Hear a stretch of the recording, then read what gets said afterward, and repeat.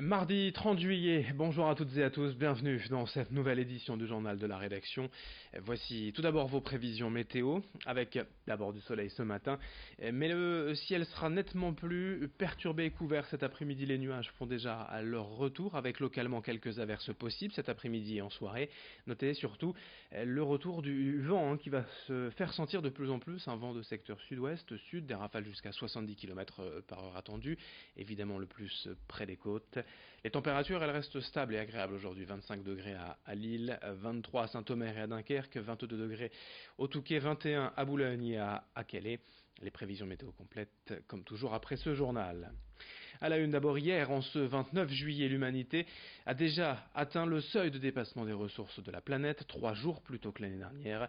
Et cette date ne fait qu'avancer dans le calendrier d'année en année. Évidemment, les élus écologistes appellent à l'action, car il n'y aura pas de plan B ou de planète B, une fois toutes les ressources épuisées. À Lille comme ailleurs, pour limiter l'impact écologique, il faudrait, selon Europe Écologie Les Verts, diviser par 2 les émissions de CO2 et non les multiplier, comme selon eux le promet l'augmentation du trafic de l'aéroport de Lille-Léquin. Les Verts recommandent aussi de s'appuyer sur des commerces de proximité pour reverdir la ville et non créer de grands ensembles commerciaux en périphérie. Stéphanie Bocquet, candidate à la municipalité de Lille en mars prochain, au micro de Laure Montfort. Il faut absolument, c'est repousser la date du jour de dépassement. Donc comment repousser, alors pourquoi repousser et comment repousser la date du jour de dépassement? C'est au niveau national déjà, c'est respecter les accords de Paris. Ne pas signer des accords commerciaux climaticides, c'est ne pas fermer des hôpitaux, ne pas fermer des services publics, ne pas fermer des lignes de chemin de fer ou encore des tribunaux pour mettre de plus en plus de personnes sur les routes. Et avec ce gouvernement, donc au niveau national et avec ses affiliés au niveau local, on a plutôt l'impression que lundi, c'est les jours pairs, c'est on est écolo et les jours impairs, on signe le CETA. Évidemment, pour sauvegarder la planète, chacun peut également agir à son échelle. Les citoyens sont ainsi invités à privilégier les transports en commun, le vélo ou la marche pour se déplacer et changer certaines habitudes de consommation. Le décret portant sur la réforme de l'assurance chômage a donc été publié ce dimanche et le texte entrera en vigueur le 1er novembre. Une série de mesures pour objectif d'accélérer le désendettement de l'Unédic estimé à près de 37 milliards d'euros. Explication détaillée en plateau avec Idil Gunaï. Le premier changement apporté par cette réforme de l'assurance chômage concerne la durée des cotisations nécessaires pour prétendre à une allocation chômage. À partir du 1er novembre, il faudra travailler 130 jours ou 910 heures, soit 6 mois sur les 24 derniers mois, au lieu de 4 mois actuellement sur les 28 derniers mois. Par ailleurs, le seuil permettant un rechargement des droits passera de 1 actuellement à 6 mois. À noter que le montant de l'indemnisation des salariés qui travaillent de manière discontinue sera là aussi revu. Il est jugé trop favorable par le gouvernement et ceci est prévu pour avril 2020. Autre changement, il concerne les salariés qui touchent plus de 4 500 € bruts par mois. Eh bien, leur indemnisation sera réduite dès le 7e mois, une diminution de 30% avec une indemnisation plancher établie à 2 261 €. À noter que les salariés de 57 ans et plus ne seront pas concernés par cette mesure.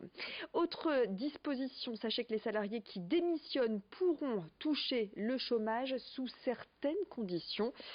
Avoir un projet professionnel solide comme la création d'une activité indépendante. Et puis un système de bonus-malus permettra de moduler les charges patronales des entreprises qui embauchent régulièrement en intérim ou en contrat court. Merci Idil pour ces explications détaillées. Dans le reste de cette édition, une autre actualité. La métropole européenne de Lille profite de l'été pour installer en ce moment près d'1 millier d'accroches vélos en complément des arceaux déjà existants. Ces nouveaux systèmes sont directement fixés sur des poteaux de signalisation et donc plus simples à mettre en place. Ils sont déployés un peu partout mais surtout à proximité des commerces, établissements scolaires et sites culturels. L'objectif c'est bien sûr de favoriser la pratique du vélo en offrant des solutions simples aux cyclistes pour stationner partout. Présentés comme solides et sécurisés, ces accroches vélos ont été testés et validés par la DAV, l'association Droit au vélo. Une soixantaine ont déjà été installés. Le déploiement va se poursuivre durant l'été. Explication au micro d'Idil Gunaï. Nous, en fait, l'asso Droit au vélo, la DAV, donc on travaille en partenariat avec la MEL. Et sur ce type de projet, on a fait redescendre la demande auprès de nos adhérents de l'agglomération lilloise pour voir avec eux où c'était le plus pratique et le plus utile de le mettre dans la ville. Et par rapport au cahier des charges, nous on a fait remonter les besoins au service de la MEL. C'est vrai qu'il y a des arceaux qui sont existants, donc nous on est pour que ça se développe de plus en plus et de manière cohérente. Et on va dire que ça c'est un complément sur des lieux où il y a des contraintes techniques en termes d'aménagement. Donc ça peut être un bon complément pour stationner son vélo en sécurité avec un bon antivol. Donc c'est plutôt une bonne chose. Et pour finir ce journal, les traditionnelles idées de sortie au cœur de l'été dans la région, à Dunkerque, après le succès du film éponyme relatant le rembarquement de l'armée anglaise après la débâcle de mai 1940. Les visiteurs sont de plus en plus nombreux à venir découvrir ou redécouvrir le musée Dynamo du nom de code de l'opération. Les lieux viennent en plus d'être rénovés et enrichis de nouvelles collections. Et pour s'immerger encore un peu plus dans l'histoire, la communauté urbaine de Dunkerque propose un parcours à travers les sites historiques du Dunkerquois. De Gravelines à Brézune, les vestiges de la Seconde Guerre mondiale sont nombreux et encore bien visibles aujourd'hui. Présentation au micro de Louis Caillé. On a à l'endroit où nous sommes, si on monte un peu sur les buttes, on a une vue sur les môles qui ont servi de rembarquement, les plages sur lesquelles ça s'est déroulé. Donc c'est un site très central et très important pour ça, mais ce n'est pas le seul site sur le territoire communautaire. Il y a des sites qui incarnent des choses et puis il y a des lieux sur lesquels il faut proposer justement le parcours pour que les personnes se réimprègnent d'une certaine manière de ces trucs-là. C'est vraiment la stratégie de ces parcours, de faire en sorte que nous puissions liaisonner des objets importants. Et l'enjeu, c'est de faire en sorte qu'on puisse organiser des circuits de différentes formes, à pied, pour des premiers circuits sur Dunkerque, et puis des circuits en voiture, des circuits en vélo, pour faire en sorte que les gens découvrent les plus de 50 sites remarquables que nous avons référencés autour de cette thématique de la Deuxième Guerre mondiale. Fin de ce journal. Dans un instant, à suivre vos prévisions météo, le retour des nuages, des pluies, du vent cet après-midi et en soirée. Merci de votre fidélité, très bonne journée à toutes et tous.